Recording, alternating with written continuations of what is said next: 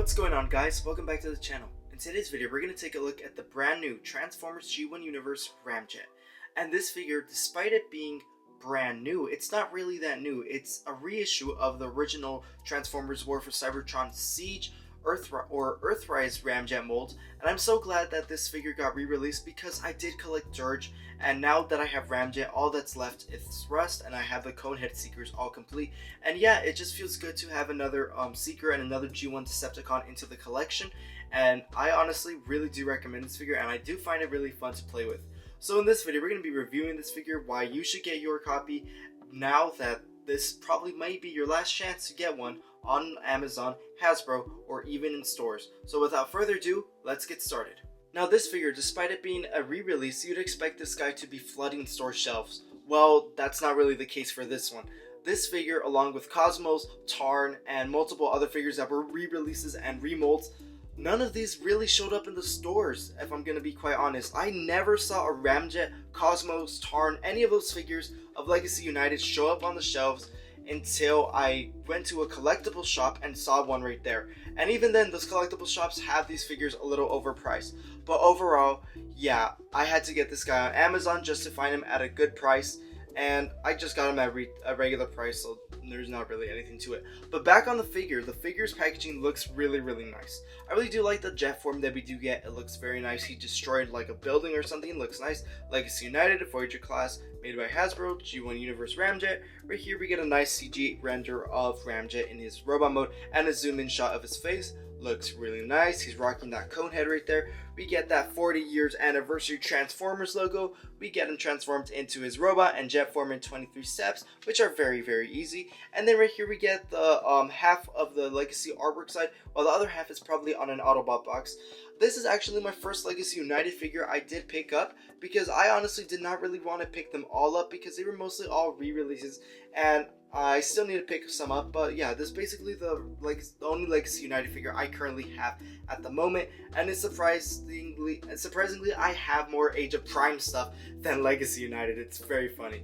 Now obviously this figure isn't a Studio Series figure, but I did bring in the 86 Ironhide and Prowl backdrop, or Ratchet, or whatever, one of those characters backdrop, because this figure is white and my background is white and I don't want this figure getting lost by any means. But overall, on the figure looks very nice. I really do like it. His head sculpt happens to be one of my favorite because his head sculpt is different from Dirge's. It has a neutral face. It looks very nice. Right here throughout the body, we get a lot of details going throughout the body. We get a lot of cybernetic details. We get this little area, which these have two little tabs which are blast effect compatible, so you could attach your blast effects on there if you want. Right here we get a lot of details on the legs and a lot of nice paintwork. Right here some red, a little bit of yellowish gold. We get some really nice details at the legs, and the black piece looks very nice. The wings right here look very nice. We could see a tiny baby Decepticon insignia right there. Looks really nice. I really do like how the wings are formed, and the back has no kibble whatsoever except for the nose cone, which is obviously normal. And this figure looks really clean. He comes with two accessories, being his two null rays, as you see right here. These two null rays right here are his only accessories. I really wish he would have come with more, since this guy is a re-release, and it would have given Hasbro the opportunity for more customers to buy this figure if they didn't have it in the first place, like me. And by adding more accessories, someone who already had the original one could purchase this one just for the extra accessories and stuff. But overall, yeah, that's how much the figure's details look really nice. I really do like the top right here. We can see the little gold and red right here. Looks very lovely.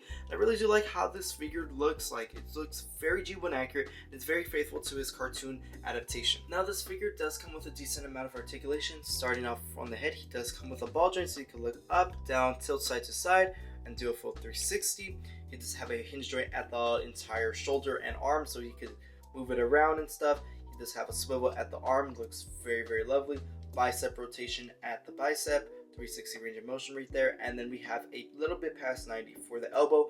Unfortunately, no wrist rotation. Considering that this is, after all, a re-release, I wouldn't expect it, but it would have been nice if they added it, and it would have been a really good run on Hasbro's money, as people who already had the original would want to get the new one just to compare it, just for that tiny little detail. But overall, yeah, Hasbro did miss opportunity right there. He does have a hinge joint at the leg, so he could kick it to the side, kick it back. He could kick up to this far by lifting the skirt piece and kick back to that far. Obviously, the piece of the jet is obstructing the leg.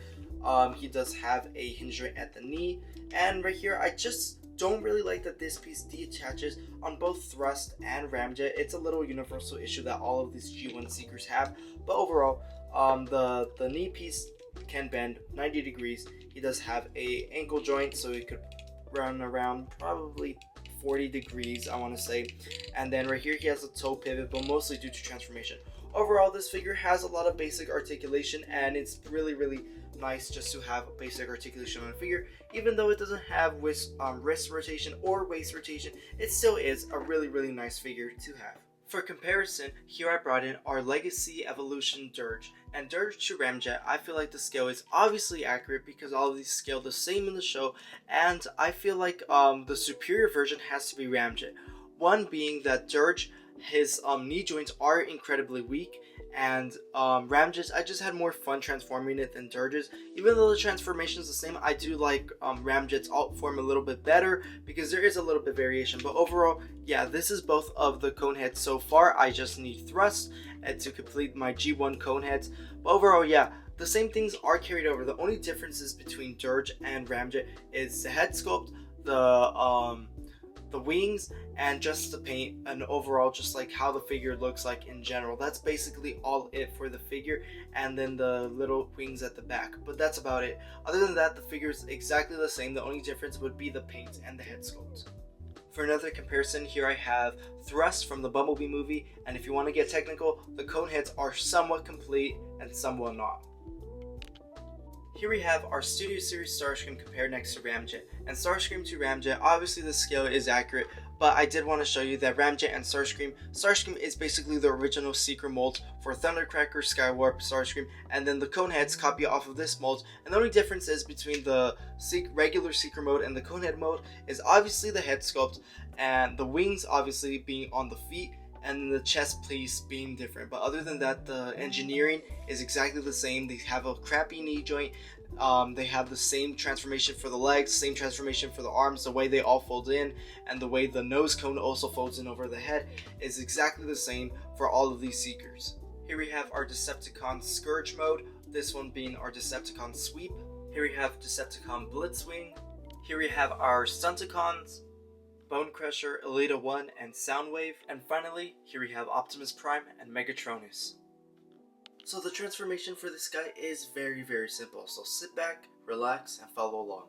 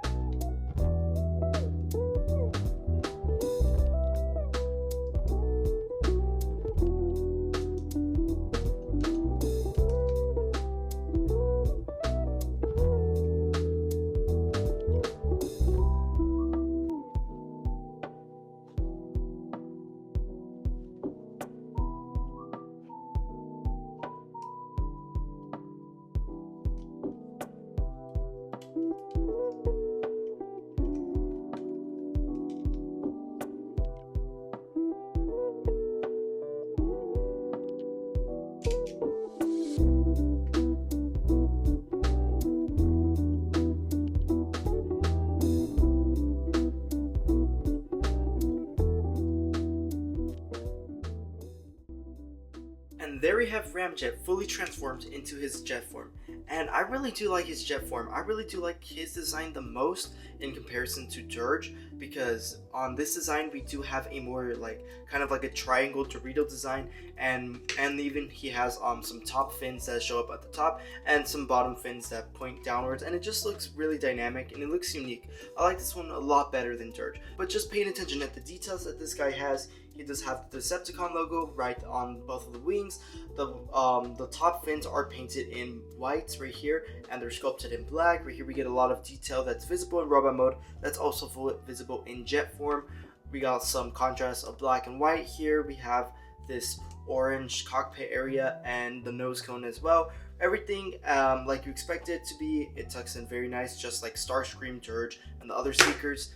Here we have Dirge, and Dirge compared next to Ramjet. I feel like Dirge looks so much weaker in comparison to Ramjet. I feel like this figure wasn't made that well. Honestly, the plastic quality has changed. I feel like the plastic quality on Ramjet is a little bit stronger than Dirge's. After all, this figure is 2 years old, but I did want to show that they are the exact same. The transformation is the exact same. The only probably little difference would be the wings moving, but other than that, everything else is near enough the same thing. Here we have Starscream. Personally, my favorite all mode for this Seeker design. I really do like Starscream's molds a lot better than the Conehead molds.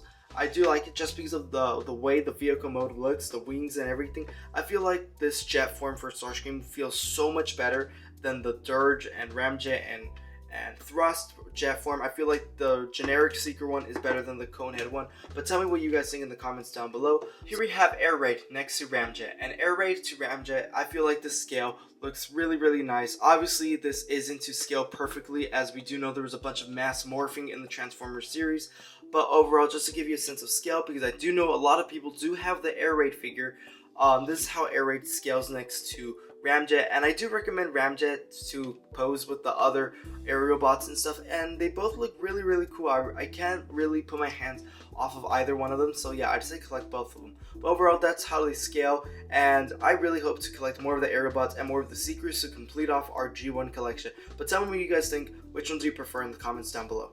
So that about wraps up my review on the Transformers Legacy United Voyager class Ramjet. And this figure, I'm gonna say this figure is a pretty cool figure to have. The Conehead figures are really cool. The Starscream, Thundercracker, Skywarp, etc. All those Seeker figures are really nice. And I feel like these figures get too much hate. But I feel like these figures are really cool. I really like their design. So this figure, I'd rate it a solid 8 out of 10. This figure is really solid. It looks very fun. The only thing that this figure could have done better would be the articulation for the thighs, for the waist, and for the wrists. Other than that, this figure is pretty cool. It's spot on to the animation, and I feel like the Seeker mold itself is pretty good. Obviously, I would want there to be some improvement now and then as the years go by, but I feel like this is the best we're getting so far. But yeah, I feel like this figure is really good. Now, my negatives about this figure, besides the articulation, I'd say be very careful around the waist region area where you have those tiny little pieces for the back wings, as well as the pieces that you have for the wings that are on the feet. I'd say be very careful with the ones on the feet, because they do have a tendency to be on little tiny plastic tabs, and those could break easier than if they were on a pin. So I'd say be very careful with those, and the back piece as well, because if you push too hard on the back, you could damage the area which is holding the back wings. So I'd be very careful with that region on the figure as well. But other than that, that's pretty much what this figure is, and I feel like you guys should get this figure to start off your Decepticon collection, as this figure looks very nice and it's very fun to play with. So that about wraps up my review on the Transformers Legacy United Voyager class Ramjet. Tell me what you thought of this figure in the comment section down below. I'll see you guys on our next video. In the words of Optimus Prime, transform and roll out!